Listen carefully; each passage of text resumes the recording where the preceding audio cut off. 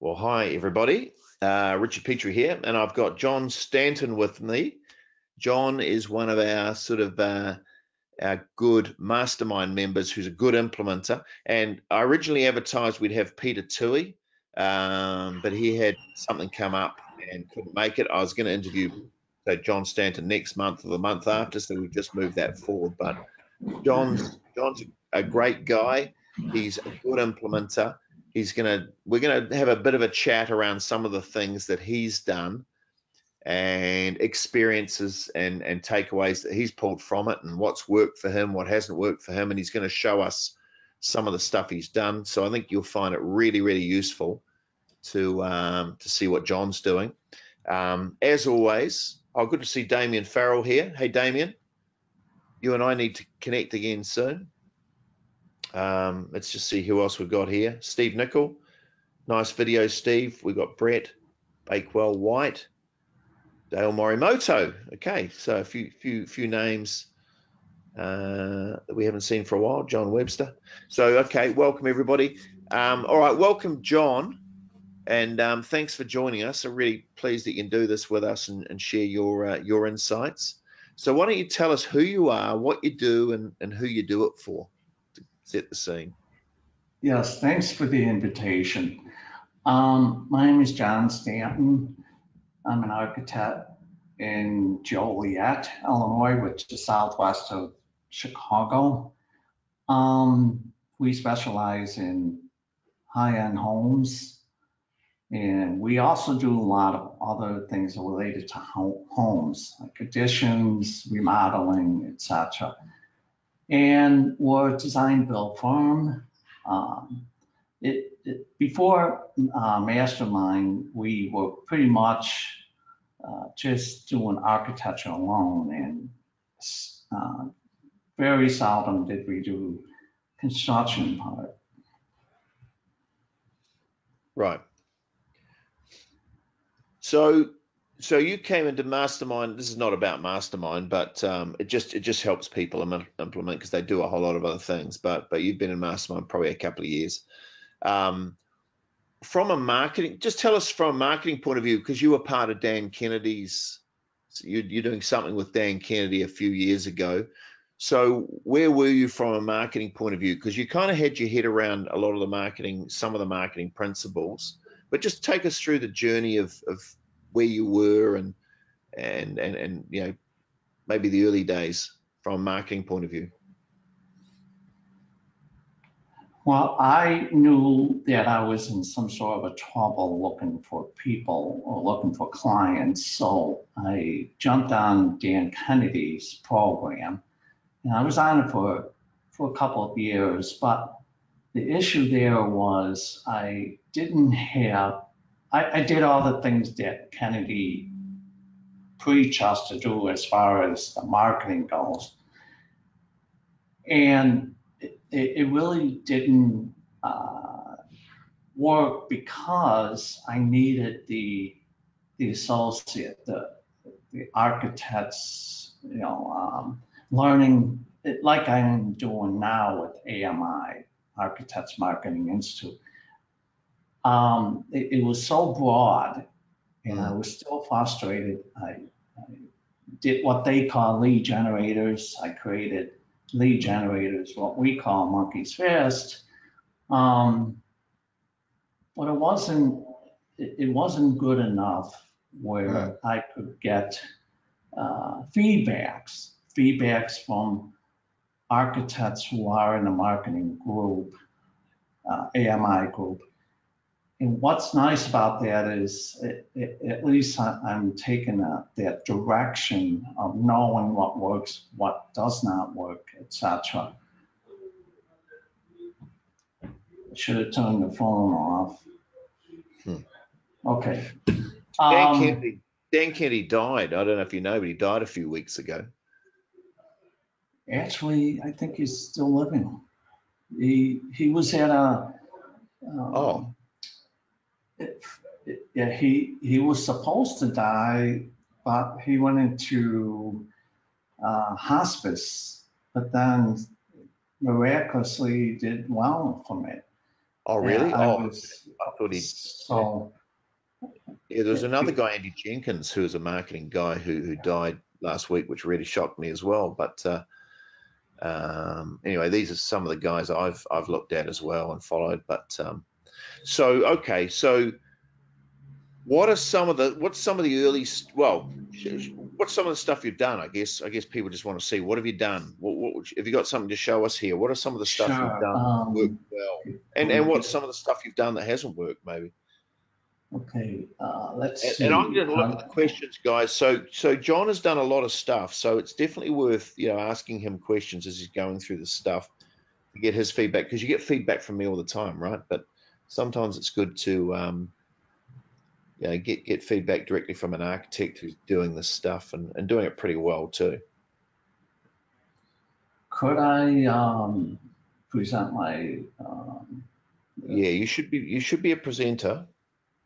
okay, how do I work this out? I'm not I sure think how we're already this we're works. already seeing your screen, John. So all you need to do is just bring up what you want to show. Oh, okay, We're seeing your screen now. okay. Let's see here.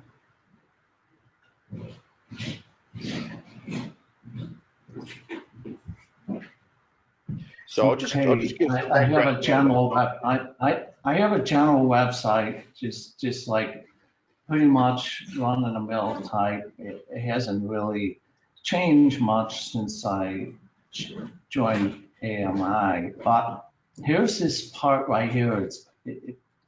It's a how do I start my dream home project? It's a dream home resource center. So what I created here, it's a non-propaganda of Stanton architects. It's mostly an educational site for people that want to know more about how they can get their home project started. And I wrote a book. It's more educational where they would learn how to start the process and how it's being done. I have a system in place so that it gives them a little education. It's about 45 minute read. Nice book to put in the shock and awe. And then I have this home project uh, wall map where they actually downloaded. Just so you know, this page is more for them getting information, okay? And when they click on these buttons, what we're actually doing is capturing their information so that we can put it on the campaign emails. So we would get their information and then they would download the Monkey's Fest. Right. Now, Um, there's a couple of things. There's lots of things happening here that I just want to explain because you've forgotten all the things that are embedded in this. But one, he's got kind of a library of content. That page, it's kind of like a library of stuff, right? So it's more than one resource. It's almost um, it just depends on what you want. Okay, so he's kind of covering the field. If you click on that button that you clicked on before too, the that take road us map, okay, okay. takes us to your roadmap. Okay, this is Mhm. something else that John's done that I want to explain before he's forgotten he's even done it. But he's created this roadmap for people. Now, this is a downloadable roadmap, and what I like about roadmaps, it's not in the six program. We don't teach it in the six program, but all the mastermind members have done it. But what I like about creating a roadmap is you have your own proprietary system or process. Now, in this case, he gives it away in the form of a number two. Uh, um, uh, but having your own process, and what's your one called? The home design roadmap. Yeah. So by having your own process that you have, Mhm. you can turn this into your own proprietary method or system or secret sauce. And because you've got a visual picture of it, it carries more weight. Everybody needs their own proprietary stuff. So that's just another thing that it's worth noting. So sorry, carry on, John. So they can download this roadmap. Mhm. Correct. And then what happens when they've downloaded it? See, this little picture, what you see, let me see if I can blow it up. Okay. It gives some information on how to start the process. You do your research, analysis, etc. What you learn in AMI, and it pretty much what I'm doing is indoctrinating them to understand how our system works. Mm-hmm. All right, so should we get into the next thing? Yeah, sure. All right. And then there's information about what is design build. There's clients out there did not realize that architects build, and that was what I was having trouble with before, is didn't have those information regarding design build. What's that compared to traditional design bid build? And what the benefits What everyone are. wants to know, what everyone wants to know is how many people download these. Do these people turn, any of them turn into clients? Does it influence the way they engage with you when they're, when you are engaging with them? What sort of impact have you had with some of this stuff? Quite honestly, we only had a few people who downloaded the book. They they they they were they they were intrigued by the book, written by an architect, how this design build process works from the very beginning to the end, and explains clearly that we're not general contractors, we're more of a construction manager managing job, and they like that. Not all the other monkeys fest. I haven't had any luck, um, only because I haven't had the chance to funnel them this Right. direction. I'm working on it. Yeah, So, yeah. so when they download the book, for those who've downloaded the book, because you have promoted that one, what impact does that have on how they, or their perceptions of working with you, and does it change anything? Does it give them any greater insights? Does it influence their attitudes to things? No. At this point in time, no. Right. They downloaded it. Of course, they sent us a greeting thanking us for having this information for them. They said that it's in the works.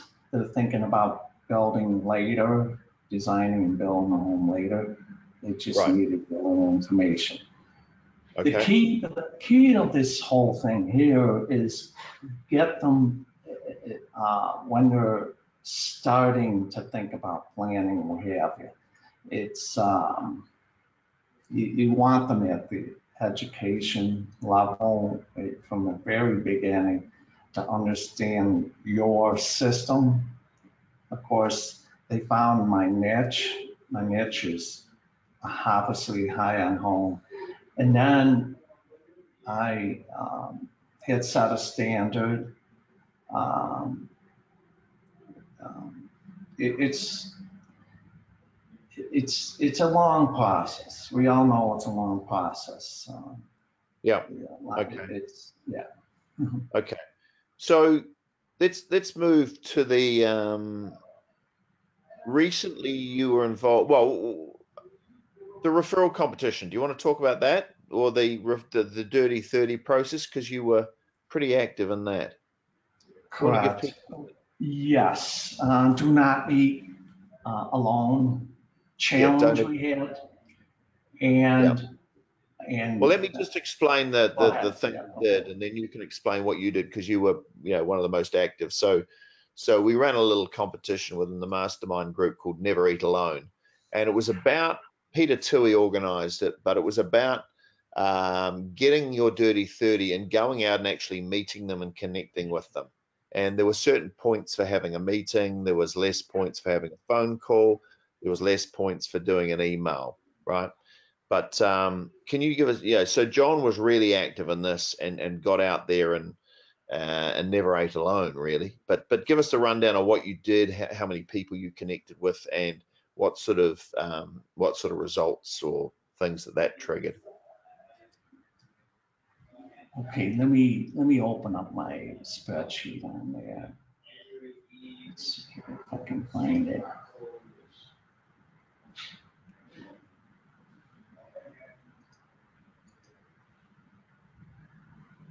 Um,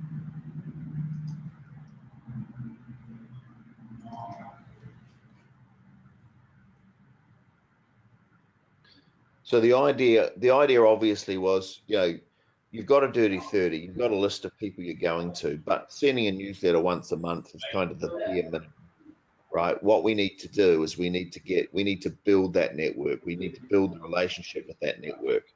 And so that's what John was looking to do here. So you got your I'm just lucky to be in this interview because the IT and the phone guy is working on my server, so I'm not able to open it up. Anyway, right. well, what I did was I took it as I'm a very competitive person, so I thought, well, I got to win something out of this AMI. I haven't won anything so far yet, so I thought, okay, I'm gonna plunge myself into it, in which I did. And, and when I started off with was going to a network meetings, a group of businesses and um, service providers, etc. So I made the announcement that I need to have a one-on-one meeting, lunch meeting, etc. because I'm on this AMI Do Not Eat Alone challenge. So I ended up roughly within their time frame was 2 months. I ended up with roughly 20 to 25 people that I took lunches out for. It's a challenge trying to schedule them because they don't have time for it. So you just have to find ways on how to do it. So the result of this, I ended up with 4 leads. Two were actually taking me to the needs and options review. I had clients for that, and that turned out good. And then the other 2 lead took me to what I felt that they were lead generators. Okay, for instance, my target is to marketing brokers, mortgage brokers and bank brokers, etc. Because I felt that they have exposure to clients looking for money for their project. And sometimes they don't have plans. So they would actually refer Stanton architects if I have a meeting with them. I ended up with one banker who was very intrigued with the system I have, the needs and options system. I explained how that works, how it's beneficial for the bank, how it's beneficial for the client, knowing that you need to know what your budget is, what your roadmap is, kind of get an idea before you start the actual design and construction process. So it does work. So I made a commitment to do this at least once or twice a week, preferably twice a week. Now, here's the thing I'd like to explain. Before I got into Dan Kennedy or AMI, actually, I used to run around meeting people and spend hours and hours trying to close a project. Well, you know what? I don't do that anymore. I have a system in place. When they call, we pretty much tell them, this is your homework. These are the things you need to do before you can interview with John. So John will review your information that you sent, including platter survey, list of ideas, photos, etc. John reviews them and then will call you to set up an appointment. Well, that saved my time running around like crazy. And now I'm doing lunches. So I feel more comfortable doing lunches and having one-on-one rather than running around trying to get projects. I'm actually planting the seeds and meeting these people, getting exposure. It really does work. It just works. Yeah, you need to get yourself out of the office. And it feels good. It feels good to get out. I used to labor many, many hours in the office as well as on the road chasing for projects. But that's done. So, Right. So I just want to explain what I just want to go over that again to make sure I've got it right. So he's having lunches with people who are potential referral partners. That's his dirty 30. They could be potential clients, I suppose, but it's primarily he's connecting with people who have networks and leverage and who can refer him. On the other side, with the sales process, because people they like to break it down and say, what are the steps? So John gets an incoming call come in. He doesn't answer it. I don't think it's one of your staff answers the call. They take down some basic information about the person, and maybe I think they send them a questionnaire. Is that right? yes, They get the yes, we get questionnaire. my question here. Right. That questionnaire then gets sent back to John, and John reviews the questionnaire. Is that right? Yes, I review them and And then then, if they're suitable, you then call them back and say, "Hey, I'm happy to have a meeting with you." Is that right, or have I gotten any of that wrong? no, that's correct. My assistant will call their potential and say, hey, congratulations, John wants an interview with you. So what I'm doing, I'm setting my standards pretty much with them. Okay, so that's interesting. So they have to fill out the questionnaire. You look at the questionnaire, and then the receptionist or your staff member. So the person doesn't necessarily get a meeting with you just because they want one. They have to fill out the questionnaire, and John will come back to them and let them know if he will meet them. Is that right? Yes, and we set up appointment for Q&A. We have a Q&A appointment, and we discuss in general, no sales tips and nothing, all general, just to get a rapport with the potential. Perfect. What do you guys do? What brought you having this project? Where you from?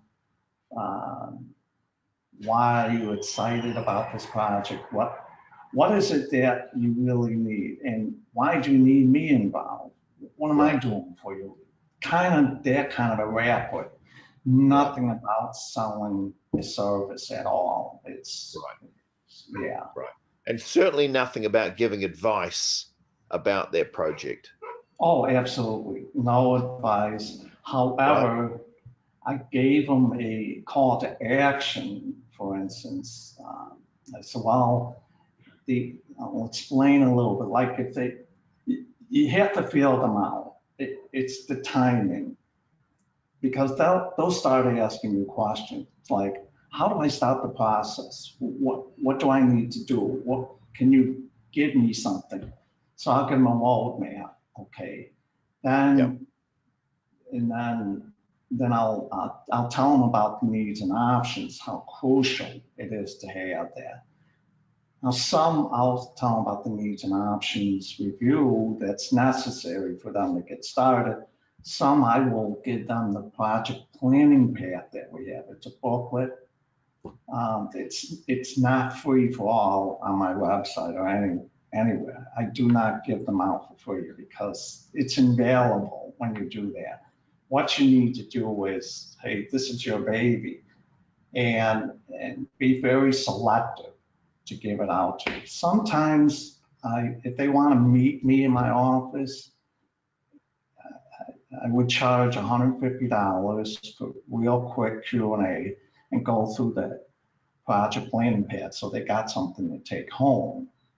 But then in the back of my project planning pack, unfortunately I can't show it to you, I have a checklist It's more like a call to action. You already had your Q&A with John. Now your next step is needs and options, review and report, and then design. That it's kind of like following the roadmap. So there's a nice checklist for them. Right. It works. That works. I closed quite a few needs and options report because of that. Yeah. Right. And So we saw your roadmap earlier. So one thing to note is that he's got all the steps on the roadmap, and you can kind of follow it like following the snake. But they can see what the next step is, because by the time he's got them into the office for a chat, the next block is needs and options review. There's nowhere else to go. They don't get given options on what to do next. It's the next step because you can see it on the picture. And because it's on the picture, it must be real. Yeah, there's a picture of it. So they're kind of forced to follow that number 2 snake that John's created, because that's the process. And that's John's process. And you notice also that John has taught them to be quite compliant right from the start. So they've had to call the office. They've had to fill out an application form to have a chat with John. They've had to fill that out, send it back in. They've then been told, oh, lucky for you, John is happy to have a chat with you. You'll have to come into the office. It might cost you $150 or however he's going to do it. And then he runs them through a set routine, doesn't give them any advice, but gives them just Q&A sessions. And the whole time he's kind of in control. Would you feel you're more in control of the process by doing it this way? Oh, absolutely. Absolutely. I feel so confident just to have a chat with them. Right. And not even do any sales pitch at all. Right. Because all you're really, not say selling, but the next step is always the needs and options review. So it's not too much to sell. It's just that's the next step. You can see it on the roadmap. So if you want to progress, then look, we need to move your counter to needs and options review. What's your conversion rate of it? Is there any difference between the old days and now? Oh, absolutely. Once they go through that needs and options review, Q&A needs and all the system that we have, they're more educated. That's a key thing. They're more educated. Not that they had to go to school to learn it. They might have learned bits and pieces, but at least they're aware of what the value is, what the value of having John Stanton to be on your project. Okay. Right. And when they see the value compared to what others offer, yeah, I position myself. Okay, I position tell as being. Tell us about that. Tell us about that. How do you communicate the value, and how do you position yourself? What do you do? I position myself as the best Will County architect for residential homes. Okay. What's interesting that what we just learned recently in San Diego is that each area you have to position yourself. It cannot just be the whole state of Illinois. It needs to be a little more specific. And so anyway, that's how I pretty much tell them. If you need an expert in high-end homes, John Stanton of Will County, the best, etc. Is that what you're meaning? Yeah. But how do you convey that you're the best? I suppose the educational materials help with that. What other ways do you imply that you're the best, or do you? Well, it's through that Q&A, getting this very deep rapport with them, finding out more and more what they want in their project. Listen very carefully. Okay, just listen to everything that they want and get the strongest points that they want in their home, and bring that back to them. You have to make them feel like they're inside this project. They're the ones that created it, but then you have to make sure that they feel really good about having this project, that you completely understand their scope. You completely understand the scope of work, and getting to the emotional core of why they wanted this project. Once you nail that, they will walk out of your office feeling really good because you got them emotionally involved. You got them to feel really good. John Stanton knows what Yep. I want in my house. Right. He's going to give me what I want. So that's Right. the thing that you need to have with a very good and strong rapport with them. Right. So how do you get the why? How do you get the why, why they want to do it? Well, first of all, you got to listen to all the things they want. Then you start asking why. Why is it that you want those elements? Right. What's it going to do for you? Is it going to make you happy? What is the biggest fear that you're not going to get what you want? Do you Right. have any fears that it's not going to reach that point, reach your goals of getting out of your project? Why is very important. Right. Yeah. Right. We did a session on that in San Diego, which was quite interesting. It was literally finding people's emotional hot buttons, and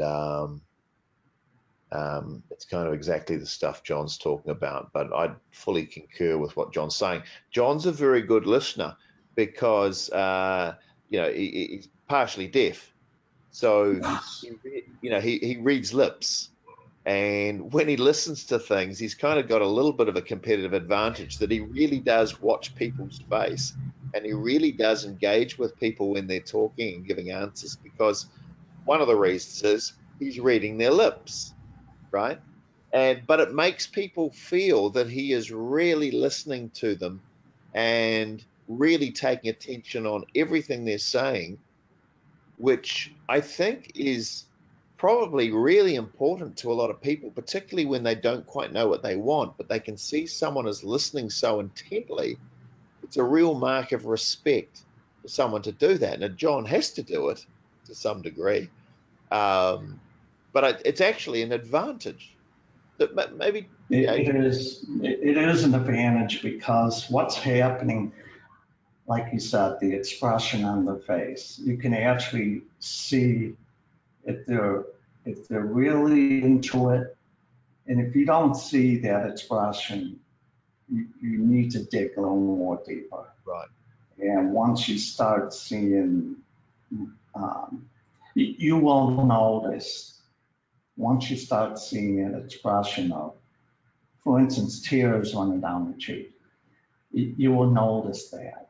But if you don't look at if you don't look at your potential and kind of put your eye off a corner, what have you, and don't catch these things, you miss the boat completely. Right. I'm serious. You need to have that face-to-face communication with them and really pay attention to their expression. And it does work. And there are times when I have clients that they're not really being true to themselves, and you can tell by the expression. Right. And so sometimes they're not ready. So you need to get deep into their emotions and figure it out. And once you get there, once you get a hang of it, it's home run. Yeah. Yeah. Yeah. Everybody's looking for someone who really understands them. I think particularly in an architect, they really want to find an architect who understands what they really want and can help them define what they really want. Because I imagine a lot of people don't know what they really want, but a good architect who is armed with good questions can direct the client and can draw from the client, not just the superficial stuff they say, but can draw a lot of the answers from their heart as to what they really want and how they want to feel. And but you've got to know what you're listening for as well, and you've got to be able to read the cues, as John's talking about. Do you find it hard for people's faces and expressions to tell lies, or they may be saying one thing, but you can tell from their face that it's something else? Can you kind of pick up the difference when what they're saying and what they're really feeling is unaligned and different? I try to assume, but then I get myself in trouble with doing that. Right. Because it's not fair to them, for instance, because however, through many years, I've been, deaf since birth. So Right. I had nothing to rely on other than the expression and what have you. I can tell you this, here's a tip. I had a lot of, even before AMI, when I met with them, and there's always a couple that comes to my office, and women in particular would say to me, John, why we decided on you had an eye-to-eye contact with us. And so I said, well, how could be? They were saying they interview other architects. They actually look away. They don't have eye contact. They're scared of having this eye contact. Right. So anybody that's wants to get some emotions out of their potential, you need to have that serious eye contact and pay attention to what they say. It's kind of interesting, isn't it? Because a lot of people feel intimidated by looking someone else in the eye, unless you're in love with them or something like that. I think a lot of people are too scared to look too directly at people. I don't know. What are your thoughts around that? And does it make people feel uncomfortable, or does it make them feel good, I suppose, is the question. Well, it's all because of the dialogue. You have to have a rapport with them. Share some of your feelings, then they start sharing their feelings. It's a back and forth thing. It's not a analog conversation. Right. So they got to feel comfortable with you. You're sharing your stories, etc. Otherwise, they will feel intimidated if you're trying to pull things out of them. Yeah. Right. So okay. So what you're saying is, if you don't have rapport and you start staring someone straight in the eyes, that doesn't work so well. But once you have rapport and you're looking in their eyes or you're watching their face very intently, then it's different, isn't it? I suppose if you're looking at directly someone in their eyes and you don't have rapport, it can almost be intimidating and challenging. And yet the same thing, if you had rapport, is that you're showing high levels of respect and you're really attentive to everything they're saying. It's almost like, depending on the context, depending on the emotional relationship between the two people, will determine how people react to looking them in the eye, I suppose. Because obviously, if you're in love, it's exactly what people want. They want to be, the closer you are, the more they want to be looking in your eyes. So I suppose it comes back to what you've been saying, it's just rapport. Once you've got rapport, then all of a sudden you have connection. Correct. Yeah. Fascinating. Steve Nichols says, well, there's something no one else can say. Not only can I read your lips, I can read your mind. So that's right.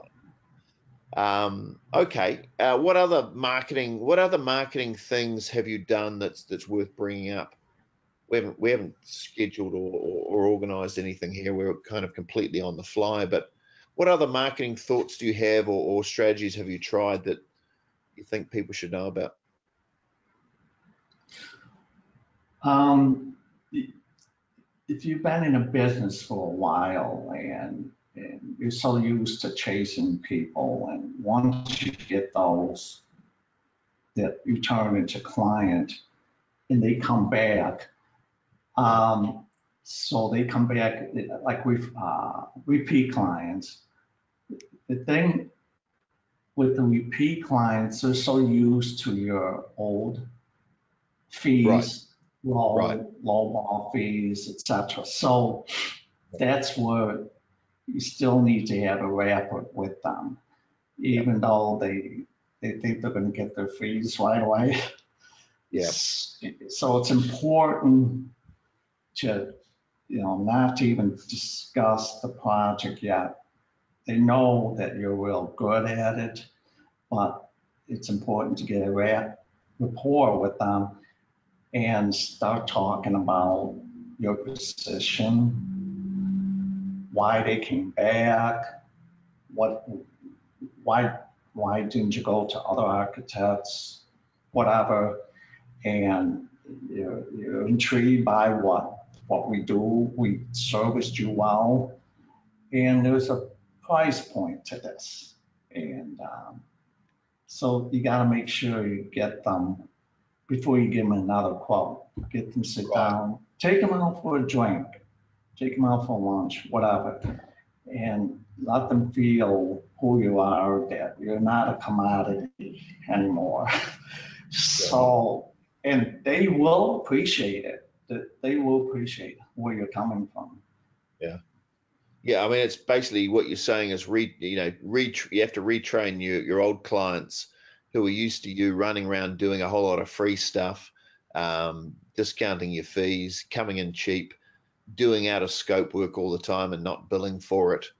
Um, You can acting as discuss your acting as ROIs. We turn on the design RODs. You can talk about that. right. It benefits what, uh, anyway, yeah. Yeah, yeah, yeah.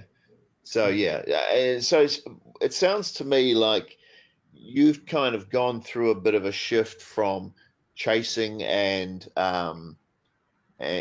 almost playing the lower role to clients, and now you've successfully flipped it around where you've put yourself in the position of strength. They're filling out questionnaires to work with you. You're getting back to them saying that, good news, you've won. John will have a meeting with you.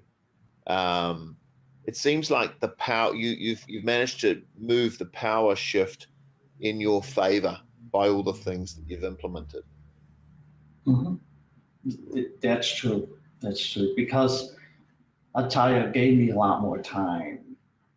Right. And that free time I have, I'm using towards lunches, whereas a meeting with one-on-one clients or networks and what have you, planting the seed. Yeah. And that's very important because they don't know who you are till you meet with them. Yeah. And those people that meet with you, they will make a list of actions for them looking for projects for you or looking for leads, etc. So it, Illinois State is right now very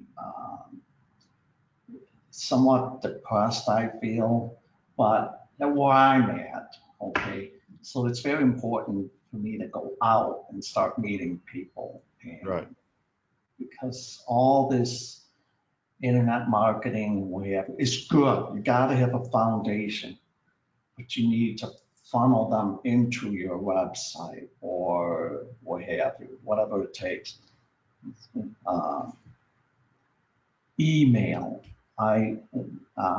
When I reply or do interaction email with my one-on-one potential customers or networking or D30, 3030, I send them links to my website, to the Monkey's Fist, pertaining to the conversation. I'm constantly thinking marketing. Never done this before. I thought I could just, hang my shingle and people will flow in like it did before the market crash. But today you have to constantly think about what are a lot of different marketing angles. Right. From phone conversation, emails, all the way through here. So someone listening to this who is, I don't know, getting started, from a marketing point of view, what are the 2 or 3 things that you would suggest based on your experience that they should put in place first? Nail down your niche. Right. Position yourself. Don't position yourself you're the best architect across the country, because that's not going to work. Position yourself where you're at, and then get as many monkeys fist you can put in. Get them started right away. It took me a while. I wish I didn't spend a whole lot of time, but get them started. Nothing's perfect. Just good enough is good enough. Put them in, and then embellish them as you go. Right. But don't forget your D30, because they are important. Go out once a week. Right. Change your chasing after projects into taking lunches. Think about how much time that you spend chasing after projects, hours and hours. You come home exhausted, hungry, eat everything out of your refrigerator. It's not healthy. So get yourself in control. Go meet your D30, because it's the best. That's the best system to have. Dirty 30, yeah. You also have one other secret weapon I'd like you to just have a comment on that you might have forgotten. But John has a secret weapon, and that is he has someone who works with him to implement a lot of the marketing strategies, so that he's not doing all of it. So while he's impressive and he's got a lot of stuff there, he has a secret weapon who has implemented a good chunk of John's marketing. So you've got Rhonda, who is also an architect, but she's taken a real keen interest in the marketing as well. And I mean, everyone needs a Rhonda. Everyone needs a Rhonda. So what comments can you make around getting someone who basically helps with the implementation? What have you found? I'm glad you brought that up, because I have noticed, even when I was with Dan Kennedy and AMI, we try to do everything ourselves. We're in the production, marketing, it's putting together lead generators or monkey's fist.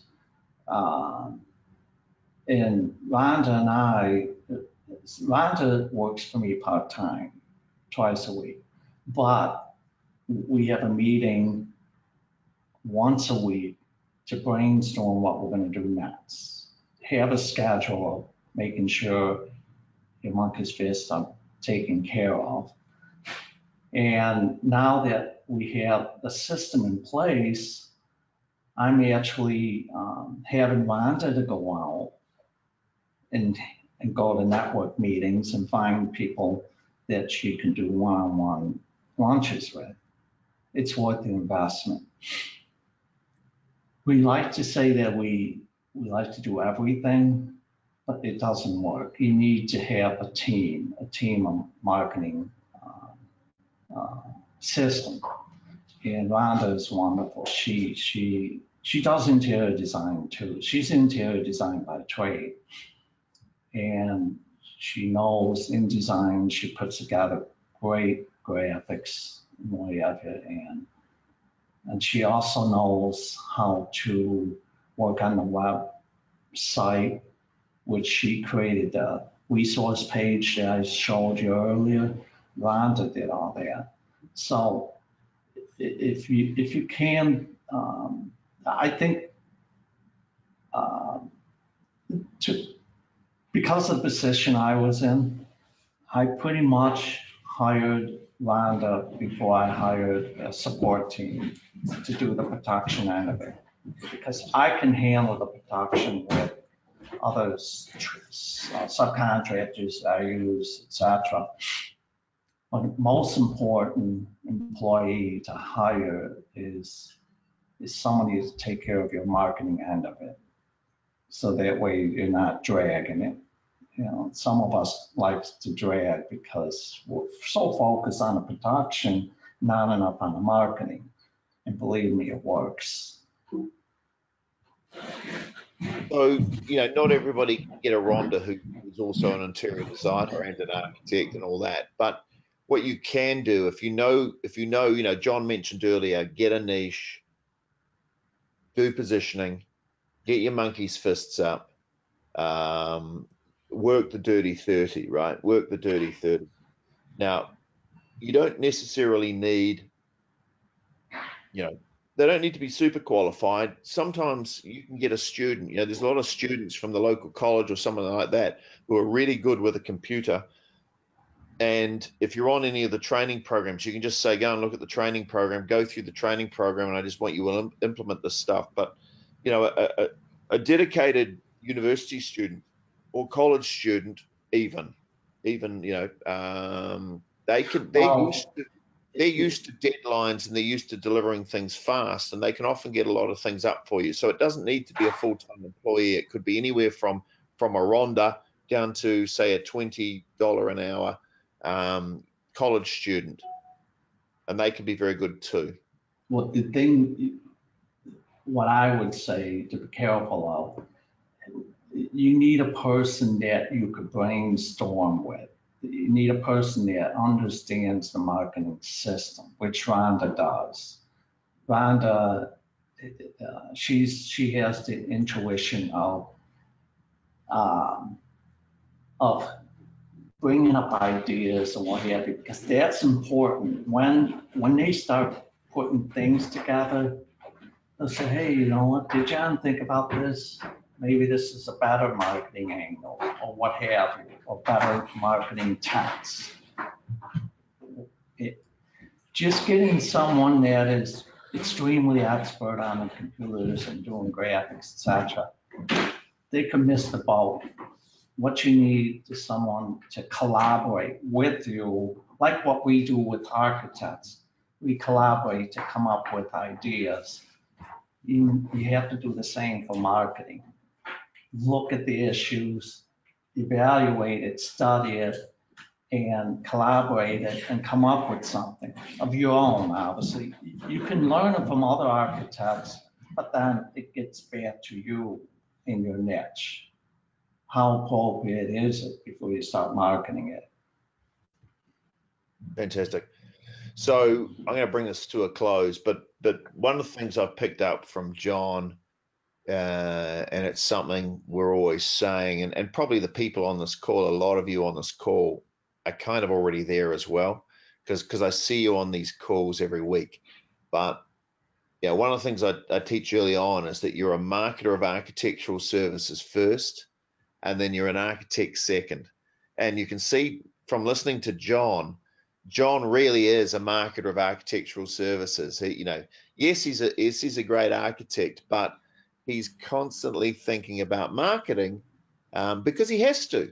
He wants to run a successful business. And the interesting thing was speaking to some people who've worked in some very high profile architects' offices.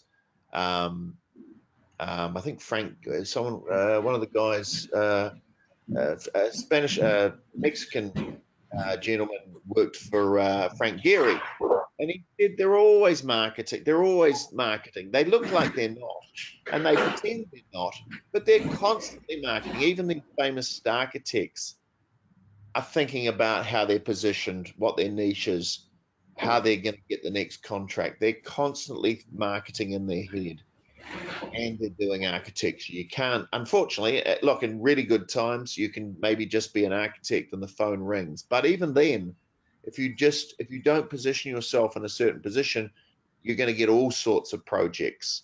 Or in a bad times, you'll get none. So so I take my hat off to John and Rhonda for all the stuff they've implemented, and it's a really good demonstration of someone who really is a marketer as well as an architect. So thanks for joining us today, John. Really appreciate your time, and You're welcome. and Good luck, everyone. yeah, good luck. Thanks, guys.